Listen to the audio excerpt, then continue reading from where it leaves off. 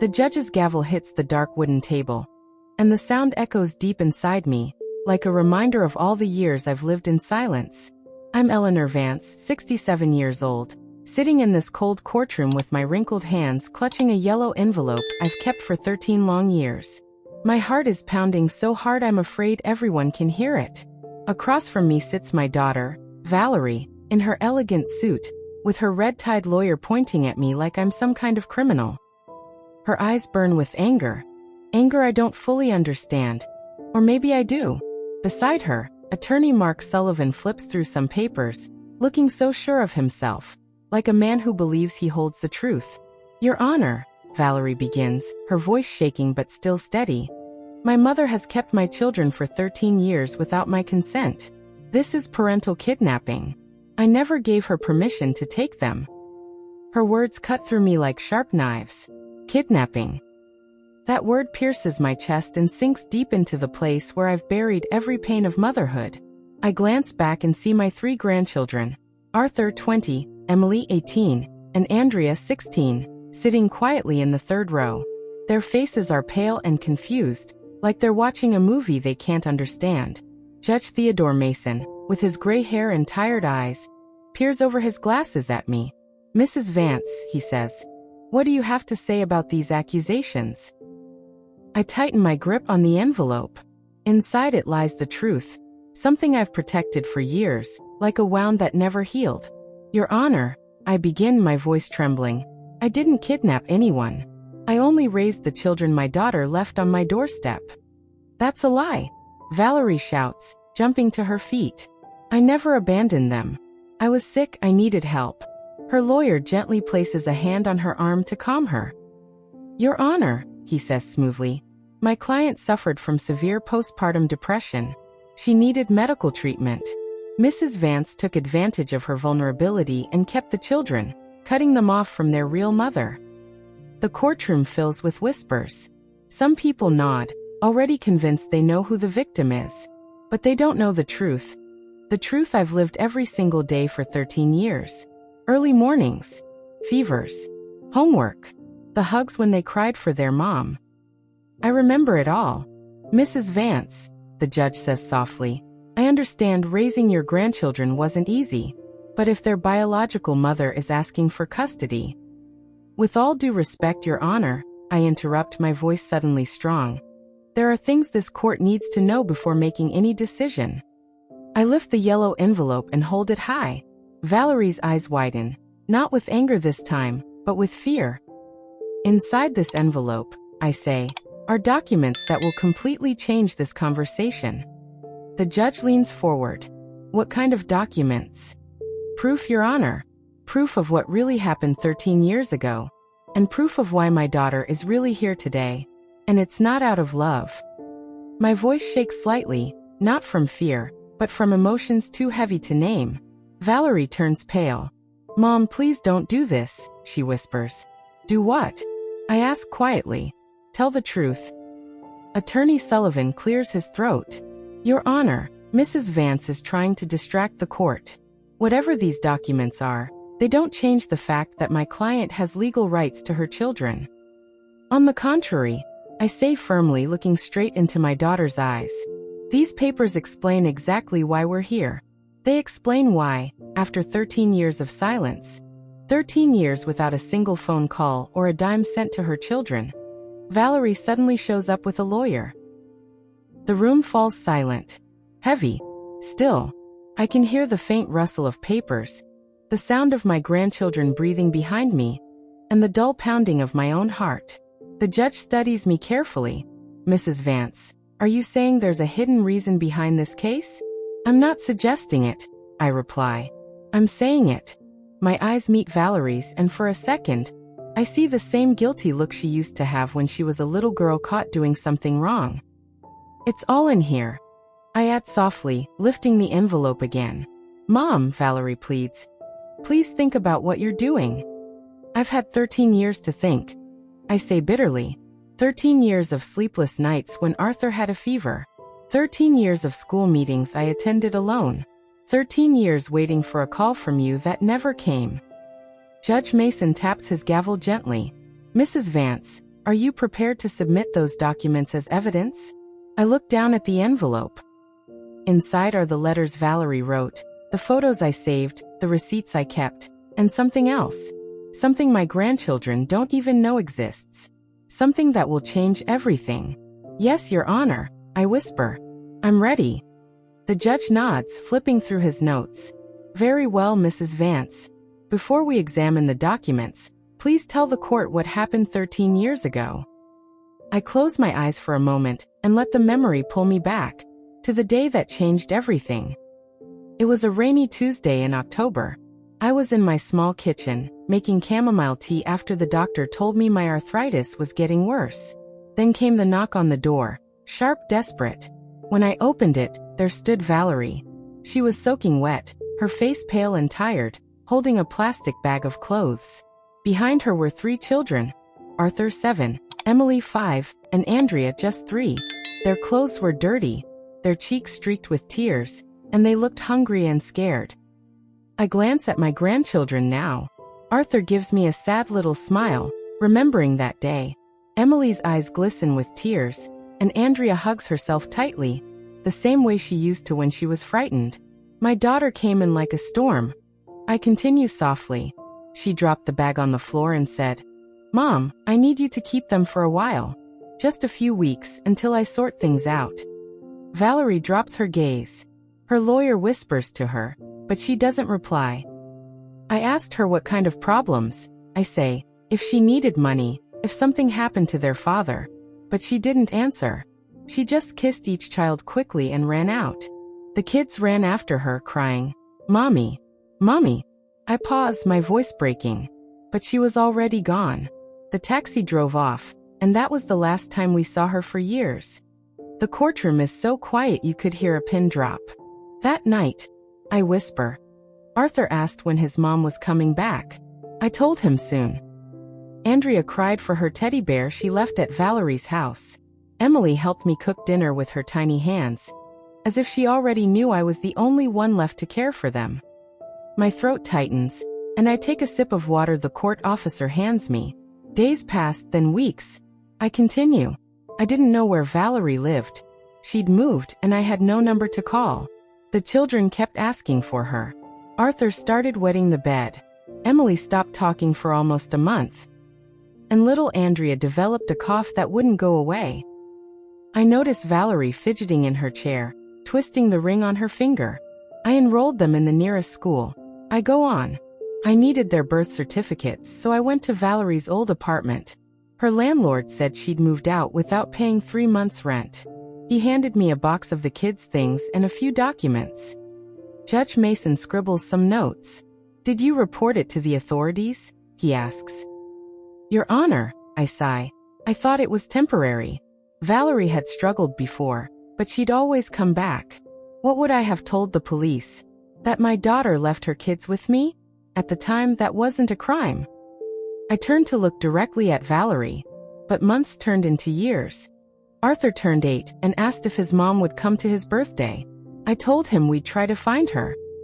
Emily started 1st grade, and when her teacher asked about her parents, she pointed to me and said, "This is my mom, Eleanor." Tears sting my eyes, but I swallow them down. This isn't the time to cry. Bills piled up. My pension barely covered me, let alone 3 children. I sold my jewelry. I cleaned houses on weekends. And my kind neighbor, Mrs. Elma Jensen, helped watch the little ones while I worked. The judge looks up when he hears the name Jensen. "Any relation to you?" he asks. "She's my sister, Your Honor," I reply softly. "And she can testify about everything we went through during those first few years." Valerie and her lawyer exchange worried looks. They clearly didn't expect that. When Andrea turned 5, we faced a serious crisis. I continue. She caught pneumonia and had to be hospitalized. The doctors asked for health insurance and parental authorization, papers I didn't have. My voice grows firmer. That's when I decided to go through the legal process to get temporary guardianship of the children. I hired a lawyer using what little savings I had left.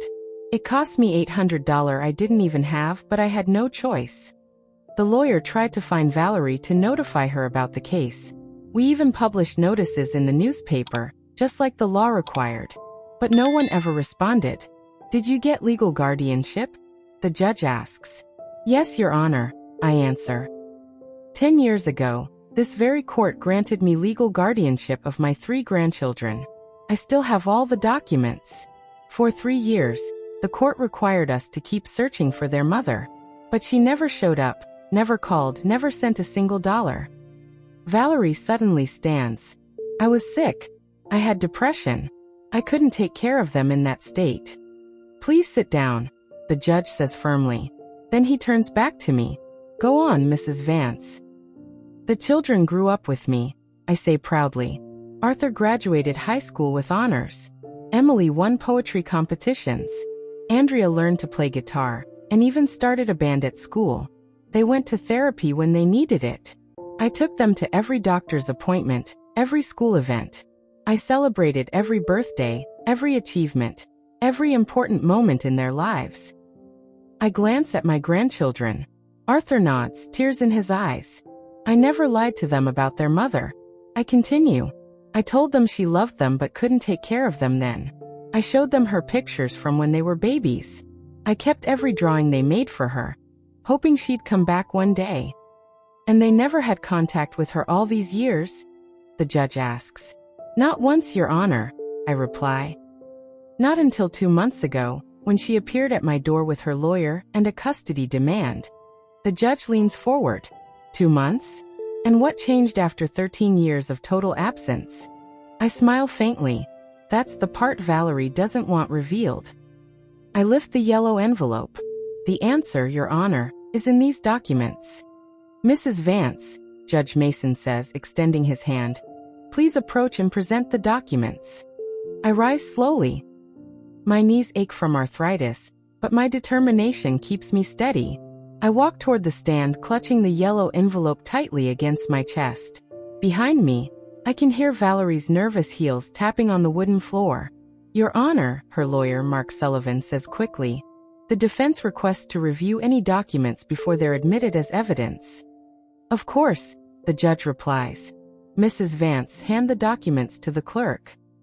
I open the envelope carefully, like it's a treasure chest I've guarded for years.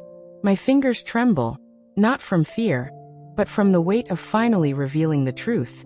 Inside are photographs, letters, receipts, and folded papers that carry the heart of this story. Let's start with these, I say, pulling out a bundle of photos tied with a red ribbon. These are pictures I took the day Valerie left the children with me. The clerk hands the photos to the judge. As he examines them one by one, his face grows more serious. Please describe what we see here, Mrs. Vance. The first one shows Arthur in torn, dirty clothes. His shoes had holes in the soles. The second is Emily, food stains on her face, her hair tangled. The third is little Andrea, wearing a diaper that hadn't been changed in hours. Valerie covers her face, shaking her head as her lawyer whispers to her. Your Honor, I continue softly, I took those photos not to hurt her, but because a nurse who lived next door told me it was important to keep records of everything. The judge passes the photos to Valerie's lawyer, who looks through them and hands them to her. Valerie closes her eyes tight, as if trying to erase those memories. Now, I say, pulling out another stack of papers, these are the letters Valerie wrote to me during the first 6 months after leaving the children. The judge notices the handwriting. These are written by your daughter? Yes, Your Honor. I'd recognize her handwriting anywhere. I turn to Valerie. Tell the judge what those letters said, daughter. She stays silent. Her lawyer takes the letters and starts reading. His expression changes with every page. Your Honor, I say clearly, in the first letter written 3 weeks after she left, Valerie said she had met a man named Javier Dawson.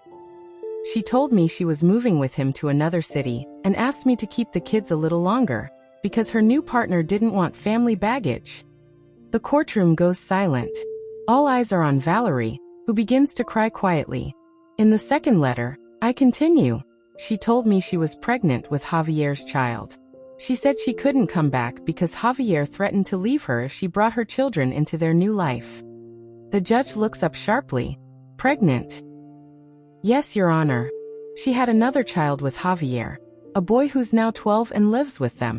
A child she could raise because it was convenient for her new family. My grandchildren exchanged stunned looks. They never knew. I never told them they had a younger brother, I say softly, because I didn't want to hurt them more than they already were. In the third letter, I continue, my tone harder now. Valerie asked me to sign papers giving up any claim to her, so she could start a new life. She even offered me $500 to cover the cost of raising her kids. Attorney Sullivan turns pale. This clearly wasn't part of the story Valerie had told him. And did you sign those papers? The judge asks. No, Your Honor. I wrote back saying I didn't want her money, but if she truly wanted to disappear, she should stay gone. Until she was ready to be a real mother. I pull out another paper. This is her last letter to me, the last thing she ever wrote. The judge reads it, his expression turning grim. Mrs. Vance, can you read it aloud? I take the paper with trembling hands and begin. Mom, it's fine. I won't bother you anymore. Take care of the children. I have my own family now. If anyone ever asks, tell them their mom had to go far away for work. I don't want them to suffer anymore. Valerie. Tears run down my grandchildren's cheeks. Arthur stands up, wanting to come to me, but Emily gently holds him back. For 13 years, Your Honor, I say softly. I respected that letter. I didn't look for her. I didn't contact her. I raised those children with love and what little I had, always hoping she'd return for the right reasons. The judge asks, and why do you think she came back now? I sigh and pull out another document. Because 3 months ago, my brother, Valerie's uncle, Arthur Vance, passed away in Texas. He had no children. The judge leans forward. Go on. My brother left each of my grandchildren $50,000 in his will, but the inheritance can only be claimed through a direct guardian, their mother or grandmother. I already started the legal process for them to access it when they turn 21. The judge's eyes narrow. Are you suggesting your daughter return to get control of that inheritance? I'm not suggesting, Your Honor. I'm certain. I show another document. This is a private investigation report I ordered. It shows that 2.5 months ago, Valerie hired attorney Mark Sullivan and started digging into my brother's estate. Her lawyer jumps up. Objection. That's private and illegal. It's perfectly legal, I reply calmly. I had the right to protect my grandchildren. The judge bangs his gavel. Order. Then he looks at me. Mrs. Vance, is there anything else in that envelope the court should know? Yes, Your Honor. I say quietly. Something even my grandchildren don't know. The judge adjusts his glasses. And what is that? I pull out one last folded paper. Before I show it, I want the court to hear from my grandchildren. They deserve to speak for themselves. Valerie's eyes light up with sudden hope. Her lawyer nods. My client agrees, he says quickly. The judge nods. Very well. Arthur Vance, please come forward. Arthur, tall and slender, stands. At 20, he walks with quiet strength. Arthur, the judge says kindly, you can speak freely. Do you remember your mother? Arthur glances at Valerie, then answers. A little, Your Honor. I remember confusion, not enough food sometimes. And I remember my grandma showing up with groceries. I remember the day we got to her house. She bathed us, dressed us, and made us chicken soup. How did you feel about your mother's absence? Arthur closes his eyes. For a long time, I was angry. My friends had parents at their games, parents who helped with homework. I only had my grandma, who worked 2 jobs and still never missed a school meeting. Valerie cries quietly, but Arthur continues. When I turned 15, I stopped being angry. I realized Grandma gave up everything for us, her peace, her health, her money. She didn't have to raise us, but she did because she loves us. And now that your mother wants custody? Arthur looks straight at Valerie. Mom, I'm glad you're okay, but I can't pretend the last 13 years didn't happen. I can't pretend it doesn't hurt to know you built another family while we wondered what we did wrong. Where would you like to live? The judge asks. I'm an adult, Your Honor, but for my sister's sake, I want to stay with my grandma. She's our real home. He returns to his seat. The judge calls Emily next. 18-year-old Emily walks to the stand, graceful but tense. "Emily," the judge says. "What's your view?" She takes a breath. "Your Honor, I remember more than Arthur. I remember Mom crying a lot. I remember her staying in bed all day. I remember we had to fend for ourselves." Valerie blurts out, "I was sick. I had depression." The judge silences her with a stern glance. "Let her finish." Emily nods slowly. "I understand you were sick, Mom. But I also remember Grandma's house. The warmth, the food, the bedtime stories. The first time I felt safe again." Tears stream down my face as she continues. "Grandma took us to therapy when we had nightmares. She made sure we joined school activities so we wouldn't feel different. When I was diagnosed with diabetes at 14, she learned everything about caring for me. She saved my life." "And who would you rather live with now?" the judge asks. "My grandma, Your Honor," Emily says simply. "She's my real mother in every way that matters." Finally, Andrea, my youngest, steps up. 16, strong and brave. "Andrea," the judge says kindly, "what do you remember?" She looks at Valerie with mixed emotions. "I was small, but I remember being hungry. I remember crying, and nobody came. I remember the smell of our house, like sadness." Valerie bows her head, trembling. "But I also remember," Andrea continues softly, "the night Grandma gave me a warm bath, clean pajamas, milk with honey, and sang me a lullaby. That was the first night I felt loved." "Would you like to know your mom better?" the judge asks. "I'm curious, yes," Andrea admits. "But I'm scared too. Scared she'll leave again. Scared her promises are still empty." "And where do you feel safest?" "With my grandma, Your Honor," she says. "She never lied to me. She told me the truth. That adults sometimes make mistakes, but she loved me enough to stay." Andrea returns to her seat. The judge turns to me. "Mrs. Vance, your grandchildren have spoken clearly. Is there anything else the court should know?" "Yes, Your Honor," I say, lifting the envelope. "There's one last document, something that changes everything." I unfold the aged paper carefully. It's a handwritten statement, written and signed by my daughter. Valerie turns white. "What kind of document?" the judge asks. "A voluntary renunciation of parental rights," I say quietly. "Signed by Valerie 3 days after she left her children." The judge rises in shock. "Are you certain?" "Completely, Your Honor." I hand it to the clerk. Valerie's lawyer reads it, pale as paper. This can't be real," he whispers. "Read it aloud," the judge orders. The lawyer clears his throat. "I, Valerie Vance, age 26, hereby give up all rights as mother to Arthur, Emily, and Andrea Vance. I acknowledge I do not have the emotional, financial, or mental capacity to raise them. I grant full guardianship to my mother, Eleanor Vance, and waive all rights to contact or claim them in the future. Signed, Valerie Vance. Dated October 15, 2011. The courtroom goes still. My grandchildren look heartbroken. Valerie breaks down. "I was crazy. I didn't know what I was doing." The judge bangs his gavel. "Order.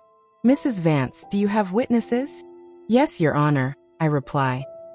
The landlady, Mrs. Paula Sterling, saw Valerie write and sign that letter. She said Valerie was calm and coherent. Valerie sobs harder as her lawyer whispers urgently. "There's more, Your Honor," I say. "Something I found only 2 weeks ago." The room holds its breath.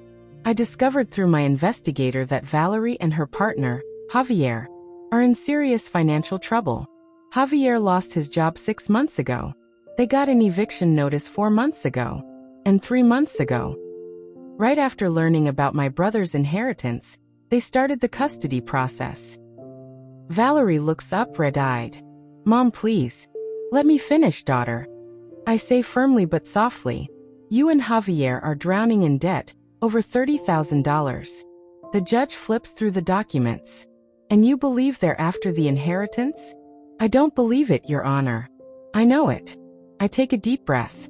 A week ago, Valerie called me for the first time in 13 years. She said she'd matured, that she wanted her kids back. When I asked why now, She said she'd been saving money to give them a better life. I pause. Then I asked about the inheritance. The room goes quiet again. She said, "Mom, that money belongs to my children. I just want to make sure they get it." But when I told her it was safe in a trust fund under my guardianship, her tone changed. She said she had a right to manage it as their biological mother. She said she had spoken to a lawyer and could take me to court. She threatened me, Your Honor. The judge leans forward. How exactly? She said if I didn't give her custody voluntarily, she'd accuse me of kidnapping. She said she had witnesses. She said a judge would always side with a mother over a grandmother. Arthur jumps up. "Grandma, why didn't you tell us?" "Because I didn't want to worry you," I say softly. I knew the truth would come out. The judge gestures for calm. "Do you have proof of this threat?" "No recording, Your Honor." "But I have something better." I hand over printed text messages. The judge reads them, his expression darkening. "Can you read some aloud?" he asks. I nod. Message from July 18th. "Mom, think carefully. Any judge will side with me. Don't make this hard." Message from July 20th. "I talked to my lawyer. What you did could count as kidnapping." Message from July 22nd. "If you give me custody voluntarily, we can split the inheritance. 50-50. But if we go to trial, I'll get everything." The judge puts the papers down and looks at Valerie. "Mrs. Vance, did you send these messages?" She sobs, unable to answer. Her lawyer looks defeated. "Your Honor," I say quietly, "I'm not seeking revenge. I know my daughter went through hard times. But after 13 years of silence, after signing away her rights, after starting a new family, she can't just come back now because there's money involved." The judge nods solemnly. "What do you request from the court?" I ask that my permanent guardianship be confirmed, that her custody claim be rejected, and that a restraining order be placed, unless my grandchildren, once they're grown, choose otherwise. Valerie screams, "You can't take my children forever." I turn to her with tears in my eyes. "Daughter," I whisper, "you already did 13 years ago. I'm not taking anything from you. I'm protecting what you walked away from." The judge calls a 30-minute recess to review all the documents. People drift out, but I stay in my seat, holding my purse to my chest like a shield. My grandchildren come close and wrap their arms around me. Their hug says more than 1,000 words. "Grandma," Andrea whispers, "why didn't you ever tell us she gave us up in writing?" "Because I wanted you to grow up and decide how you felt about your mother on your own," I say, smoothing her hair. "I didn't want you to carry hate." Arthur squeezes my hand. "But you told us maybe she'd come back." "Wasn't that a lie?" "I didn't lie, my love. There was always a chance she'd grow and return for the right reasons. I held on to that hope for a long time." I glance at Valerie, whispering frantically with her lawyer. "But when she called last week, I knew she wasn't here for you. She was here for the money." Emily sits beside me. "What happens now, Grandma?" "I don't know, child. But we told the truth. That's all we can do." During the break, Valerie walks toward us. Her lawyer tries to stop her, but she keeps coming, each step heavy. "Mom," she says, voice breaking, "can we talk alone?" Her voice shakes like when she was little and had done something wrong. I know I made terrible mistakes, but I've changed. I really have. "Have you changed, Valerie, or do you just need money?" I ask, not cruel, just honest. "After all these years, I've earned that." She drops her gaze. "Both are true. Yes, I need the money, but I've missed my children all these years." "You've missed them?" My voice lifts. "You had 13 years to miss them. 13 years to call, to write, to send a Christmas card. 13 years to ask how they were, what they needed, if they remembered you." "I was scared," she whispers. "Scared they'd hate me." "Then why now? Why do you suddenly have the courage to fight for them in court?" She leans against the window, as if she needs it to stay standing. "Because Javier said if I didn't try to get the kids and their inheritance back, he'd leave. He said he couldn't be with a woman who gave away $50,000. Her raw honesty stuns me. For a moment, I see the frightened girl she used to be. "Then you haven't changed at all." I say, heartbreak in my voice. 13 years ago, you did what a man wanted. Today you're doing it again. It's not that simple, she snaps quietly, then lowers her voice. Mom, you don't know the pressure. Javier supported me for years. Without him, I have nothing, no job, no home, no savings. And your other child? The one you could raise because it suited your relationship? She flinches like I slapped her. Paul is different. He was born in my marriage. He was part of our plans.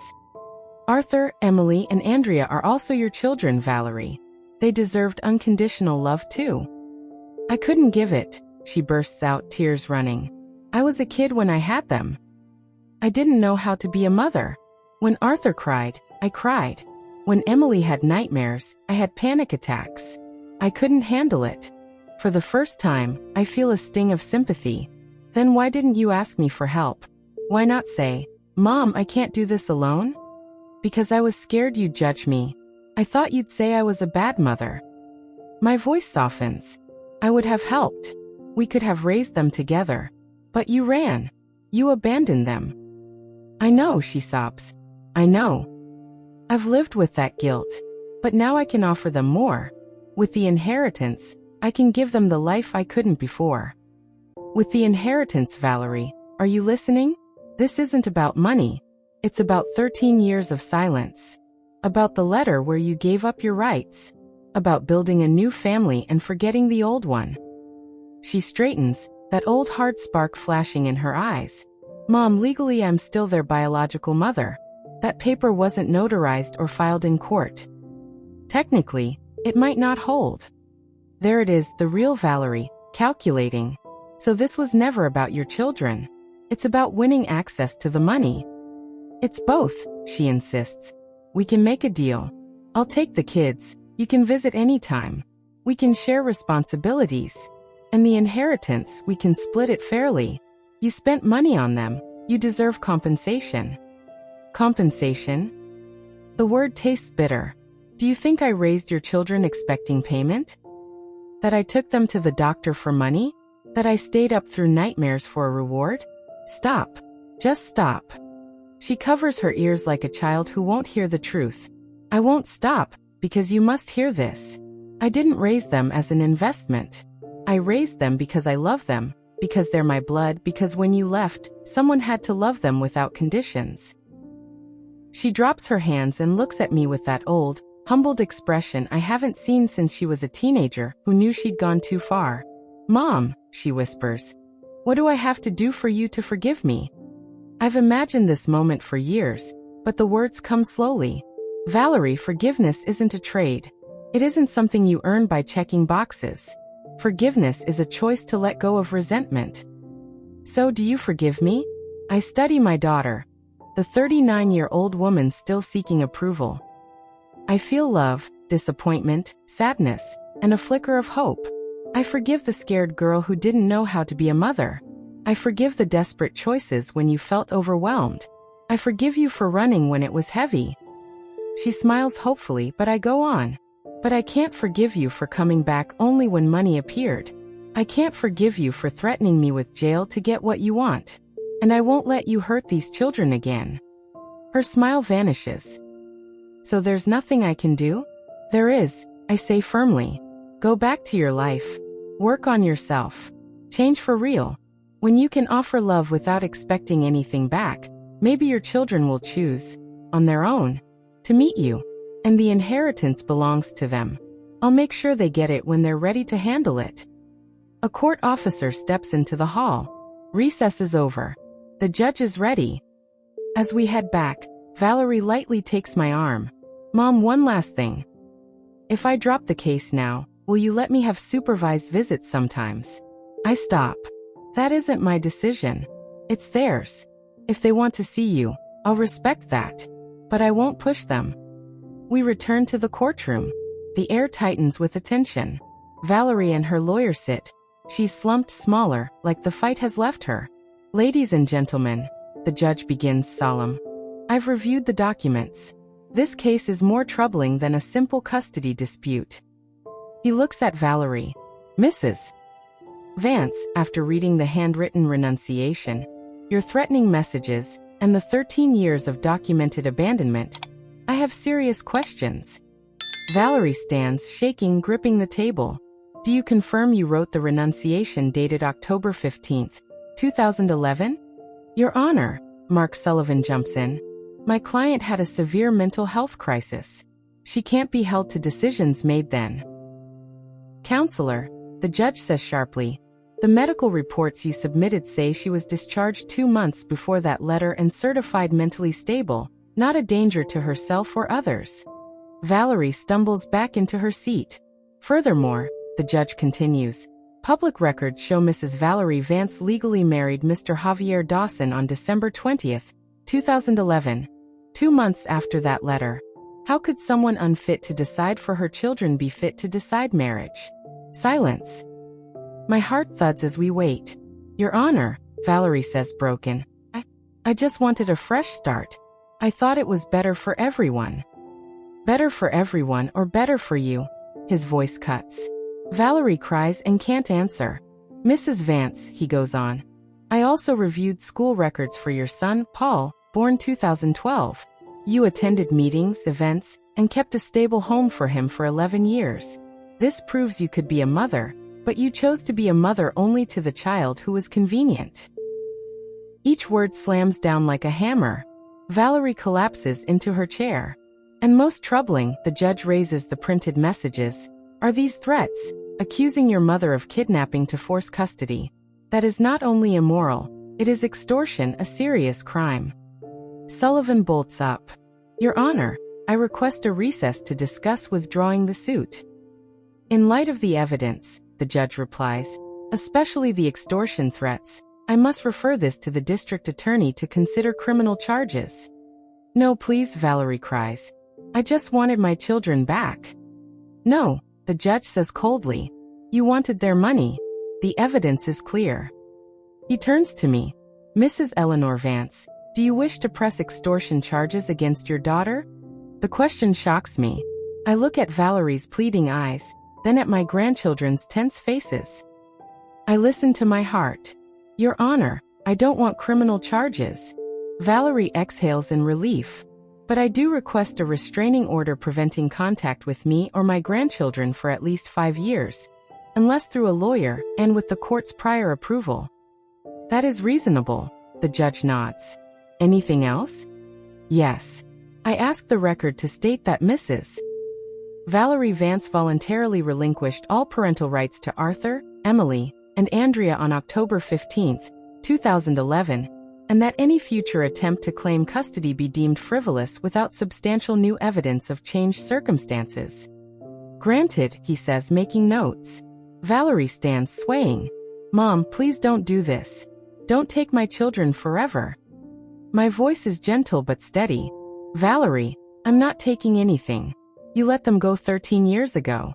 You wrote the letter. You built another family. I'm protecting what you abandoned. They're my children, she sobs. No, I say firmly.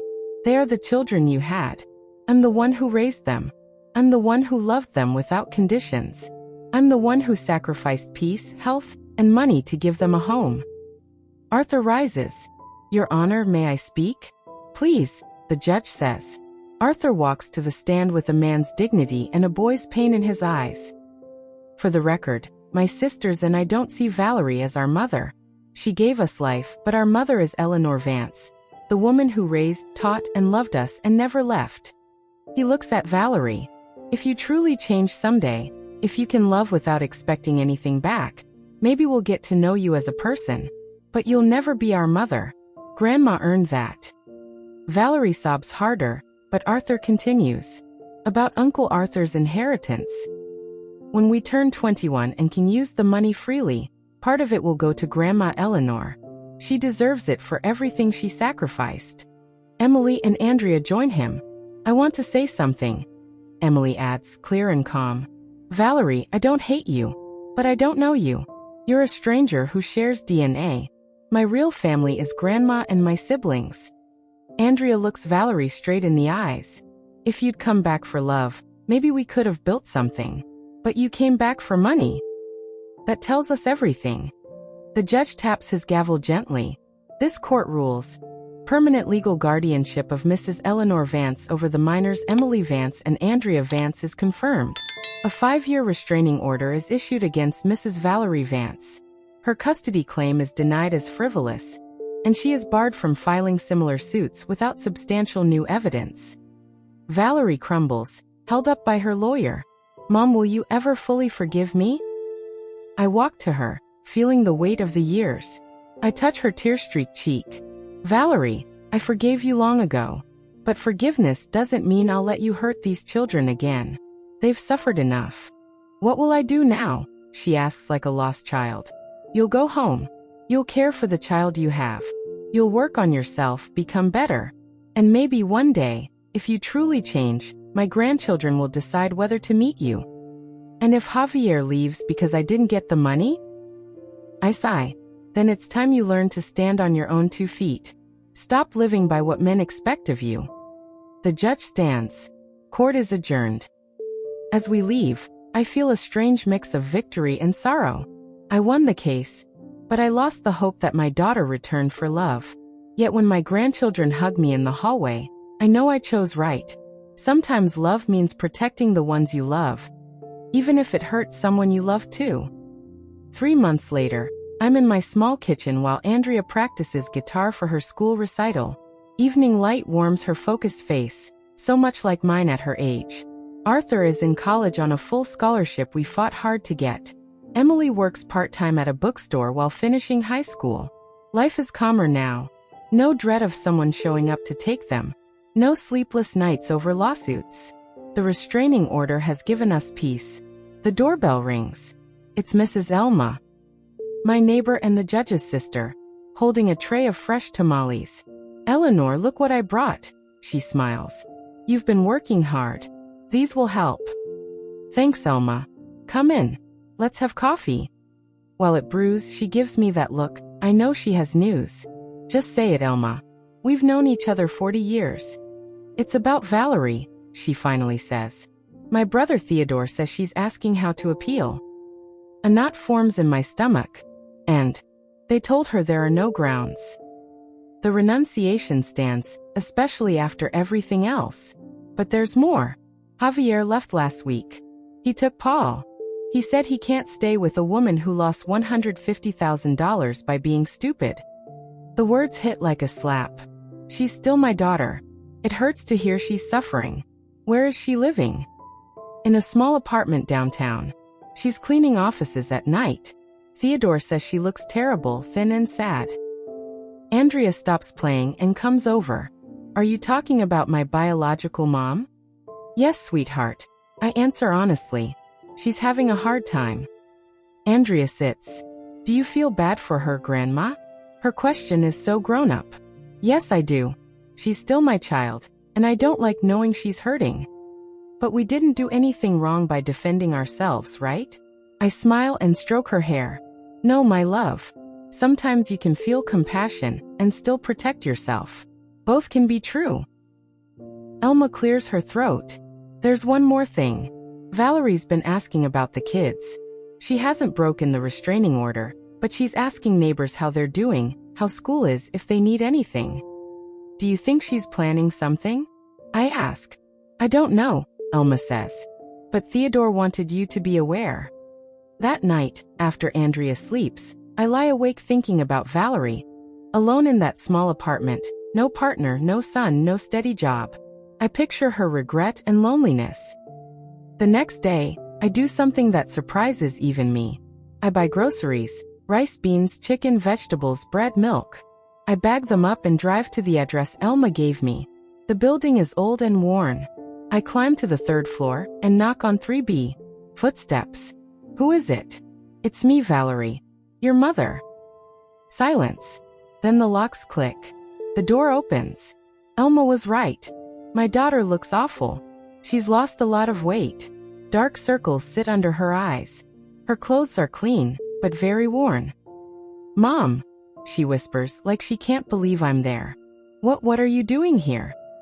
"I brought you some things," I say, lifting the bags. "May I come in?" She steps aside. I walk into the small, tidy apartment. An old sofa, a little kitchen table with 2 chairs, a small TV. A stack of unpaid bills sits on the table. Why? She asks as I set the bags in the kitchen. Because you're my daughter, I say simply. Because no matter what happened, I can't let you go hungry. Valerie sinks onto the sofa and bursts into tears. Mom, I lost everything. Javier took Paul. He called me a loser. He said I had the chance to get easy money and ruined it by being sentimental. You sit beside her. And what did you tell him? Nothing, she says. I didn't say anything because he was right. I'm a loser. I lost my first children. I lost the inheritance. I lost Paul. I lost my home. Valerie, I say gently but firmly, you didn't lose your first children. You abandoned them. There's a difference. She looks at me, eyes swollen from crying. You're always going to remind me of my mistakes. I'm not here to throw them in your face. But I won't rewrite history either. If you want to change, start by accepting the truth. And what truth is that? I stand and look out the window toward the street. That you had 3 beautiful children and left them because they didn't fit your new relationship. That you built another family and forgot them for 13 years. That you only came back when money appeared. I know all that, she explodes. I live with that guilt every day. Guilt is useless, Valerie, I say, turning to her. Guilt is just self-pity in disguise. What matters is real repentance, and a real desire to change. And how do you know if my repentance is real? Because if it were, you wouldn't have come back asking for custody, I say quietly. You would have come asking for forgiveness. You would have asked how to help. Not what you could get. She goes quiet for a long time. Finally, she asks, is there any way I can ever see my children again? Maybe, I say. But only on their terms, when they're ready, if they ever are. Until then, work on yourself. Get therapy. Find steady work. Learn to stand on your own without a man. Become the woman you wish their mother had been. I walk to the door. The food will last a week. After that, you'll have to manage. Will you visit me again? She asks in a small voice. I don't know, Valerie. That depends on you. On the choices you make from now on. I leave feeling strange. I don't know if coming here was right, but I couldn't watch my daughter go hungry.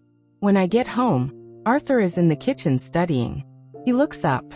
Grandma, where were you? I was looking for you. I went to see your biological mom. I say truthfully. His face tightens. Why? Because she's hungry. And she's still my daughter. Arthur closes his books and looks at me seriously. Grandma, I hope that doesn't mean you'll let her back into our lives. No, my love. It means I can have compassion without risking our safety. He nods slowly. Do you think she'll ever really change? I don't know. I answer honestly. But if she does, it'll be because she chose to change, not because we pushed or rescued her. That night, getting ready for bed, I think about what this has taught us. Sometimes the truest love is the one that sets boundaries. Sometimes protecting the ones you love means saying no to someone you also love.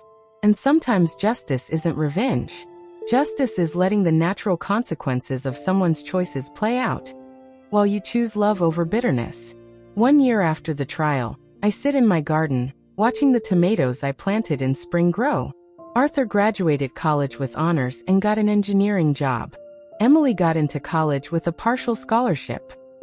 Andrea, now 17, leads her school band. Uncle Arthur's inheritance is still untouched in their trusts, waiting until each one turns 21. Most importantly, my grandchildren have blossomed without the constant fear of being abandoned. Mrs. Elma arrives with news. Eleanor, I need to tell you something about Valerie. What now? I ask, bracing myself. She started therapy. She's been going faithfully for 6 months. Theodore says she pays for it herself with her cleaning job. I'm genuinely surprised. And she got a daytime job as a medical clinic receptionist. No more night cleaning. She looks better, more stable. Has she asked about the children? No. They told her you visited, and she said her mom has done enough. Now it's her turn to prove she can change, without help. For the first time in years, I feel quietly proud of my daughter. That afternoon, Andrea comes home looking thoughtful. Grandma, can I ask you something? Always, my love. Do you think I'll ever want to acknowledge my biological mom? I'm not surprised. I knew this would come. I don't know, Andrea. Only you can decide when you're ready. Would you be upset if I chose to meet her someday? No, sweetheart. I'd be proud of you for making your own choices as a responsible adult. And if you decide never to meet her, I'd be proud of that too. It's your decision. That night, while I cook dinner, I think about everything we've lived. For years, I carried resentment. Resentment for being left with a responsibility that wasn't mine, for Valerie forgetting her children, for coming back only for money. But now I see that resentment was a chain binding both of us. Letting it go set me free. Last week, Emily turned 19. During her little party, she told me something that filled my heart. Grandma, thank you for saving us, but more than that, thank you for teaching us that true love doesn't abandon. Arthur is 21 now and has full access to his inheritance. The first thing he did was set aside $10,000 for me. For everything you spent on us, he said. I accepted. Not because I needed it, but because it mattered to him to give it. Sometimes I wonder what might have happened if Valerie had come back for the right reasons. If she'd asked for forgiveness instead of demanding custody. If she'd shown real repentance instead of threats. Maybe we could have found a way to coexist. Maybe my grandchildren could have met their mother in a healthy way. But life isn't maybe.